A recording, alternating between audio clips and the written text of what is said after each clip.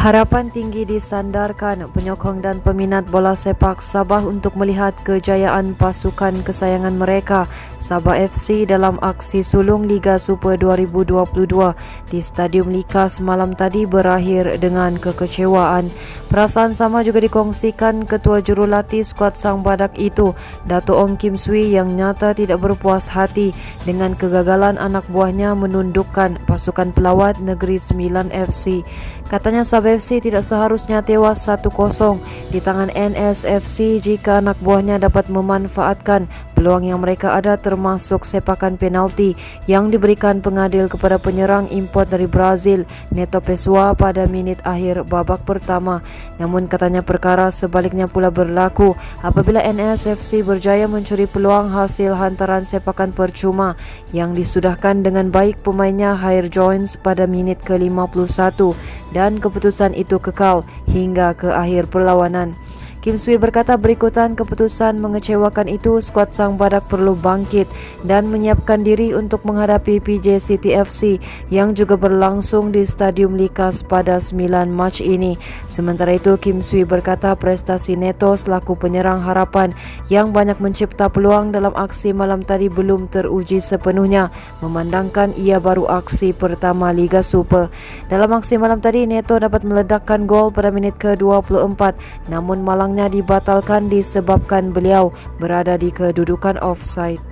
Sementara itu, Ibu Pejabat Polis Daerah IP di Penampang akan terus melaksanakan pelbagai kaedah pencegahan jenayah dan operasi bersepadu bagi memastikan daerah Penampang dan Putatan dalam keadaan aman dan selamat. Semalam ops bersepadu pencegahan jenayah dilaksanakan yang memfokuskan kepada sekatan jalan raya, iaitu ops mabuk di 2 lokasi berasingan. Operasi bermula jam 10 malam hingga 2 pagi tadi, turut menjalankan pemantauan terhadap pematuhan prosedur operasi standard Pelan Pemulihan Negara Fasa 4 Sabah di premis perniagaan dan kawasan tumpuan orang ramai. Ketua Polis Daerah Penampang Deputi Superintenden Muhammad Haris Ibrahim berkata, operasi berkenaan membabitkan seramai 50 anggota, termasuk pegawai itu dijalankan bagi mencegah jenayah di kawasan hotspot yang dikenal pasti di daerah ini dan Putatan. Katanya kehadiran pegawai dan anggota polis di kawasan berlakunya jenayah mampu mengekang pergerakan penjenayah daripada mengganggu gugat ketenteraman awam di daerah Penampang. Muhammad Haris berkata usaha ini juga mampu meningkatkan kepercayaan masyarakat terhadap PDRM yang sentiasa berusaha memastikan keselamatan dan keamanan. Sementara itu, Muhammad Haris berkata hasil operasi yang dijalankan sebanyak 31 keping saman dikeluarkan, membabitkan pelbagai kesalahan trafik. Berita seterusnya, 2 rumah terbakar dalam kejadian di Lorong 2 Taman Merpati, Sandakan hari ini. Jurucakap Pusat Gerakan Operasi Jabatan Bomba dan Penyelamat Malaysia JBPM Sabah berkata pihaknya menerima panggilan kecemasan pada jam 11.07 pagi tadi.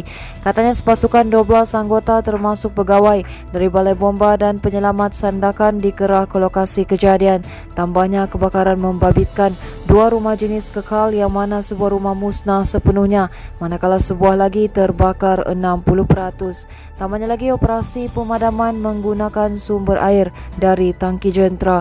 Menurutnya tidak kemalangan jiwa dilaporkan dan punca serta kerugian masih dalam siasatan.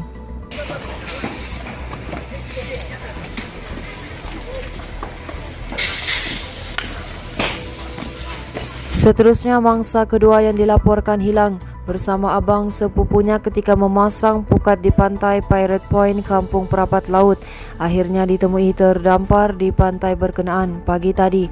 Mayat Awende Felix Oliong, 20 tahun, ditemui penduduk kampung kira-kira jam 8 pagi, tidak jauh dari lokasi mangsa dilaporkan hilang.